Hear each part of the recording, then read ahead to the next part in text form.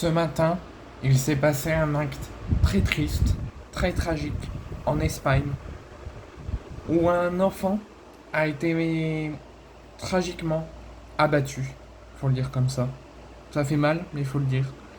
A été tragiquement abattu par un homme, un individu, qui a fait irruption sur un terrain de football où plusieurs enfants jouaient en Espagne sur un terrain. On ne sait pas si c'est un terrain sécurisé, un terrain juste libre comme un City Stade ou un City Foot, mais plusieurs enfants étaient présents. L'enfant se trouvait au bord de pelouse et un individu est entré sur le terrain, a fait irruption, l'a poignardé et a tenté de courir vers les autres enfants pour faire d'autres victimes et poignarder les autres enfants. Finalement, les enfants ont pu fuir. L'individu a dû prendre la fuite en voiture, une voiture Ford selon les indications qu'on a.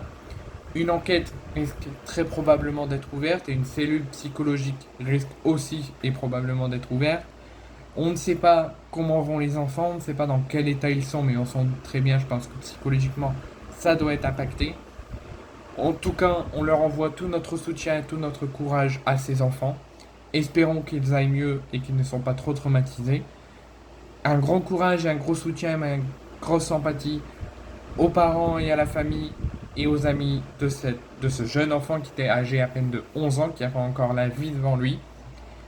Espérons que euh, cet acte absurde, cet acte tragique ne se reproduise plus dans les semaines et dans les années à venir, et même dans la vie future qu'on n'entend plus parler, et que cet individu soit très vite retrouvé avant qu'il ne fasse d'autres victimes et d'autres actes horribles, et qu'il soit une fois interpellé, condamné avec la plus grande fermeté, quitte à lui mettre une condamnation à perpétuité. C'est ce qu'il mérite après avoir touché à des enfants.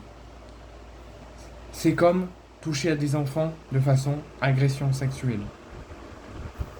Quelqu'un a fait ça, il l'a interpellé, il doit prendre perpète. Il ne doit plus jamais ressortir et plus voir la lumière du jour. Là, c'est également la même chose. Il a touché un enfant, il a poignardé un enfant, il voulait en poignarder d'autres. Donc il doit avoir une grande condamnation et il doit se faire arrêter et déjà arrêter, retrouver avant qu'il fasse d'autres victimes et être condamné de la plus grande sévérité possible.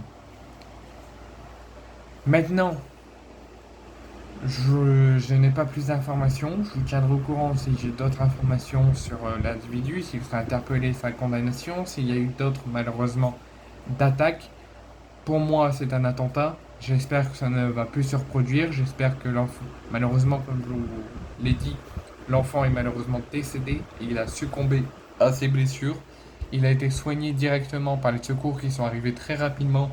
Ils ont pu lui faire les premiers soins sur le terrain avant de l'emporter en hélicoptère vers l'hôpital le plus proche du lieu de l'attentat. Mais malheureusement, une fois arrivé à l'hôpital, il a succombé à ses blessures. Donc il est malheureusement décédé, il n'avait que 11 ans. Encore une fois, toutes mes condoléances à la famille et à l'entourage et aux amis de cet enfant. Et j'espère que ça ne se reproduira plus et qu'il sera très vite retrouvé et interpellé et condamné à perpétuité.